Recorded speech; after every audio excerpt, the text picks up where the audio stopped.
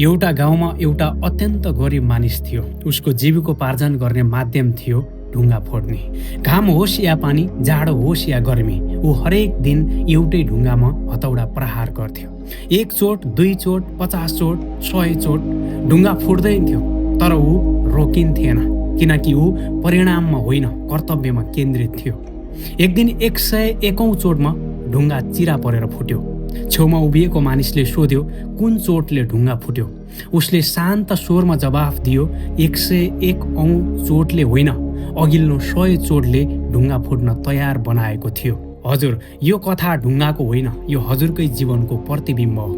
हरेक वर्ष क्यालेन्डर बदलिन्छ, मिति बदलिन्छ, तर धेरैको जीवन उही रहिरहन्छ, किनकि बदलिनु पर्ने मिति होइन, बदलिनु पर्ने सोच हो।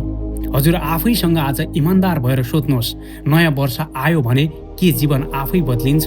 नयाँ वर्ष आयो भन्दैमा लक्ष्य पुरा हुँदैन, नयाँ डायरी किनेर भविष्य लेखिँदैन, नयाँ कपडा लगाएर सोच परिवर्तन हुँदैन। समस्या वर्षमा होइन, समस्या हाम्रो सोच, निर्णय र बानीमा छ। त्यसैले आज म शुभकामना दिन आएको होइन, आज म हजुरलाई झकझक्याउन आएको हो, किनकि हजुरको जीवन मितिले होइन, हजुरको सोचले बदलिन्छ। स्पष्ट रूपमा सम्झनुहोस्, नयाँ वर्ष होइन, नयाँ सोच चाहिन्छ। हामी हरेक वर्ष भन्छौँ, यो वर्ष केही गर्छु, यो वर्ष आफूलाई बदल्छु अनि यो वर्ष सफल बन्छु। तर वर्ष सकिँदा हामी उही ठाउँमा उभिएको पाउँछौँ। यो असफलता संयोग होइन, यो गलत सोचको परिणाम हो, किनकि हामी सफलताको नतिजा चाहन्छौँ तर त्यसको प्रक्रिया होइन। हामी सम्मान चाहन्छौँ तर अनुशासन होइन। हामी परिवर्तन चाहन्छौँ तर बानी बदल्न तयार हुँदैनौँ। शिक्षित मानिस र सफल मानिस सधैँ एउटै हुँदैन, तर सही सोच भएको मानिस ढिलो चाँडो सफल अवश्य पनि हुन्छ। जो बहाना खोज्छ ऊ कारण बनाउँछ, जो समाधान खोज्छ ऊ चरित्र बनाउँछ।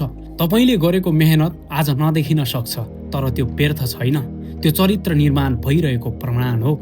धेरै मानिस नतिजा ढिलो आयो भनेर हार मान्छन्, तर वास्तविक शिक्षा के हो भने अदृश्य प्रगति सबैभन्दा शक्तिशाली प्रगति हो। अब कुरा गरौँ नयाँ सोच कस्तो हुनुपर्छ।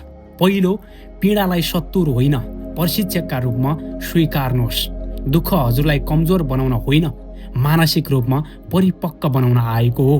दोस्रो, प्रेरणा होइन, अनुशासनमा भरोसा गर्नुहोस्। प्रेरणा भावना हो, अनुशासन निर्णय हो।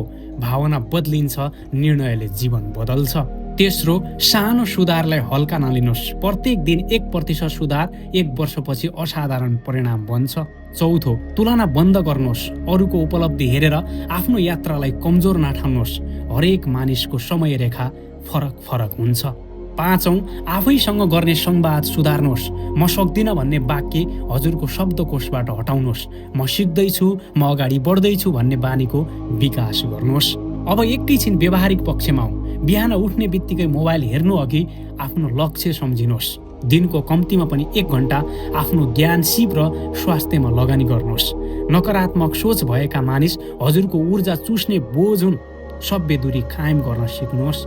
गल्तीबाट सिक्नुहोस्, तर आफैलाई दोषी ठहर कहिले पनि यो कदापि नगर्नुहोस्। सायद यो वर्ष पनि सजिलो नहोला, सायद थकान आउला, सायद आँसु झर्ला, सायद आलोचना होला, तर सम्झिनुहोस्, इतिहास बनाउने मानिसहरू सधैँ सजिलो बाटो हिँड्दैनन्। उनीहरूले कयौं बाधा र अडचनहरूलाई पार गरेर अगाडि गएको हुन्छन्। नयाँ वर्ष कुर्न छोड्नुहोस्, सही समय कुर्न छोड्नुहोस्। आजै निर्णय लिनुहोस्, किनकि संसार तयार भएपछि बदलिँदैन, हजुर बदलिएपछि स्वयं आफै बदलिन्छ। अन्त्यमा फेरि एकपटक सम्झिनुहोस्, नयाँ वर्ष होइन कि मेरो नयाँ सोच हुनुपर्छ। यो धारणालाई मान्यता दिएर अगाडि बढ्नुहोस्। 2027सम्म तपाईँले केही न केही प्रतिफल निकाल्नै पर्छ। यो भिडियो तपाईँलाई कस्तो लाग्यो? यदि सही लाग्यो, वास्तविक लाग्यो, प्रेरणादायी लाग्यो भने अवश्य पनि यो च्यानललाई सब्स्क्राइब गर्नुहोला। भिडियो मन परे सेयर गर्नुहोला, लाइक कमेन्ट गर्न नबिर्सिनुहोला।